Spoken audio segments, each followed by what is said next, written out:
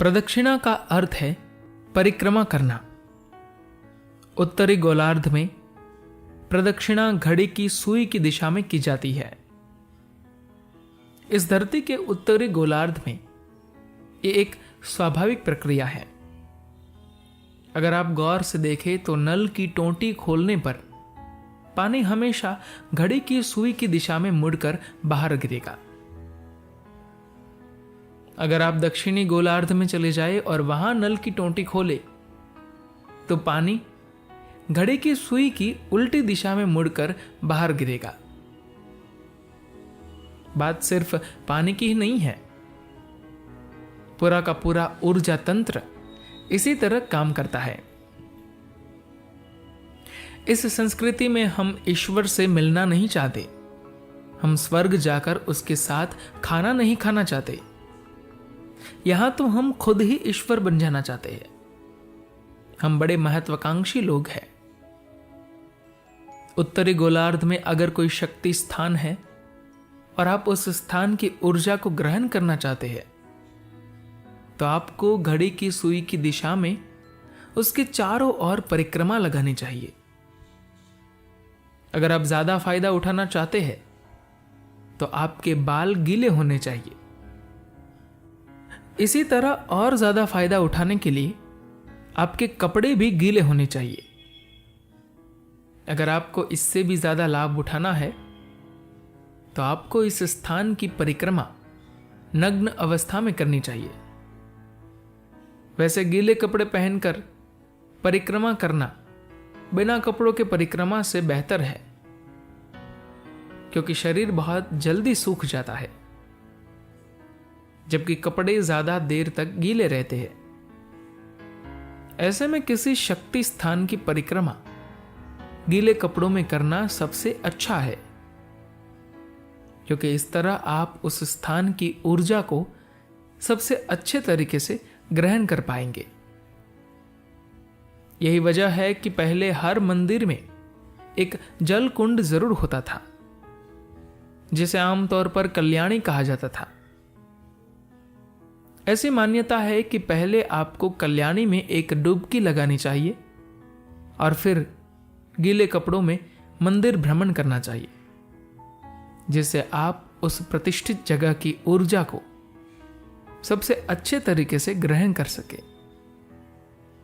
लेकिन आज ज्यादातर कल्याणी या तो सूख गए हैं या गंदे हो गए हैं। जब आप घड़ी की सुई की दिशा में घूमते हैं तो आप कुछ खास प्राकृतिक शक्तियों के साथ घूम रहे होते हैं।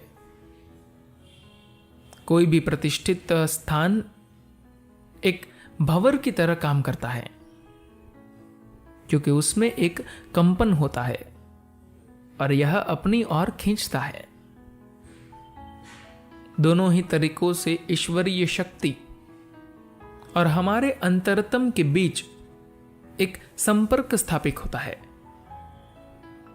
इसके पीछे सोच यह है कि इस संस्कृति में हम ईश्वर से मिलना नहीं चाहते, हम स्वर्ग जाकर उसके साथ खाना नहीं खाना चाहते। यहां तो हम खुद ही ईश्वर बन जाना चाहते हैं। हम बड़े महत्वाकांक्षी लोग हैं। हमारा मकसद ईश्वर से मिलना नहीं है, बल्कि हम तो खुद ईश्वर हो जाना चाहते हैं। इसीलिए हम अपनी आंखें बंद रखते हैं।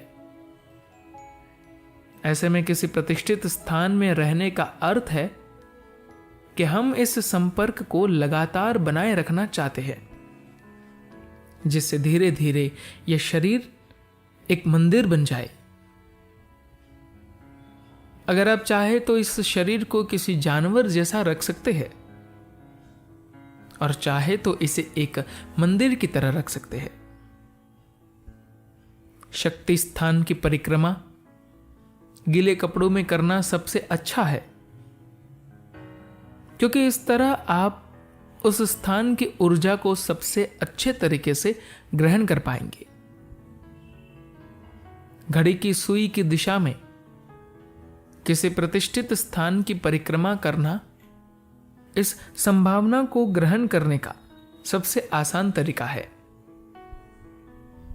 खासतौर से भूमध्य रेखा से 33 डिग्री अक्षांश तक यह संभावना काफी तीव्र होती है,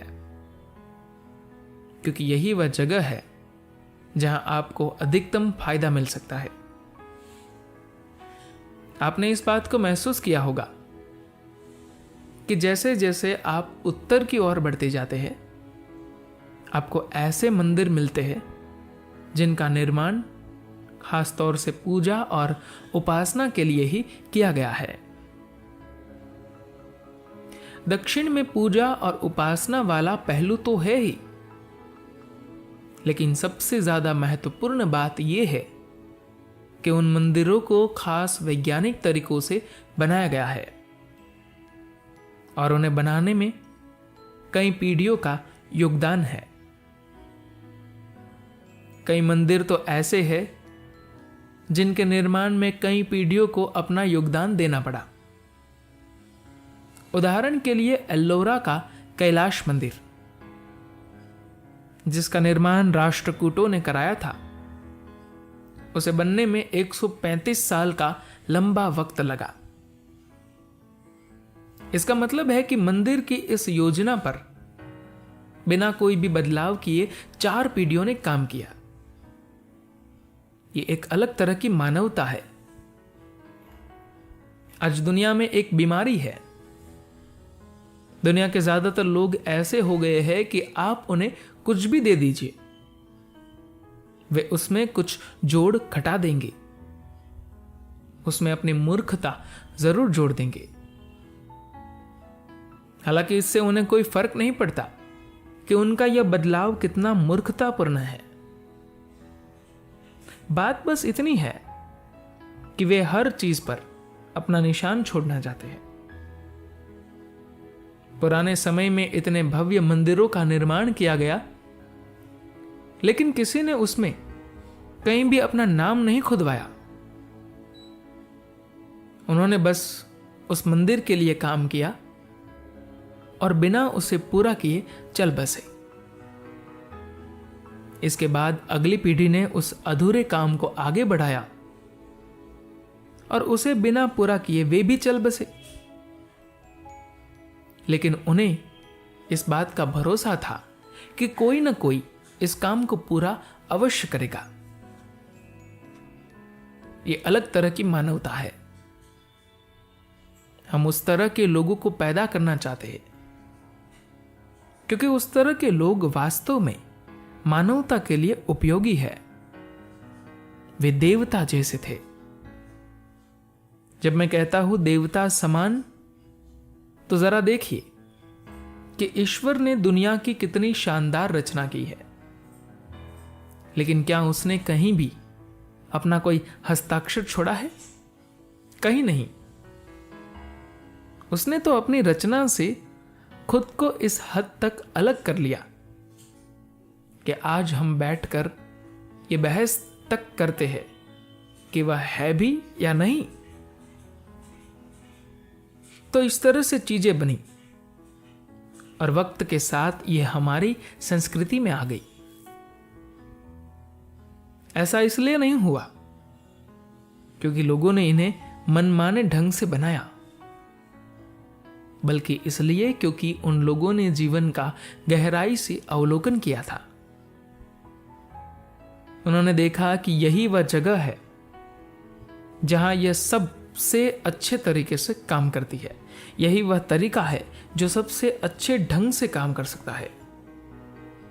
इसी को ध्यान में रखकर उन्होंने इन मंदिरों का निर्माण किया। धन्यवाद।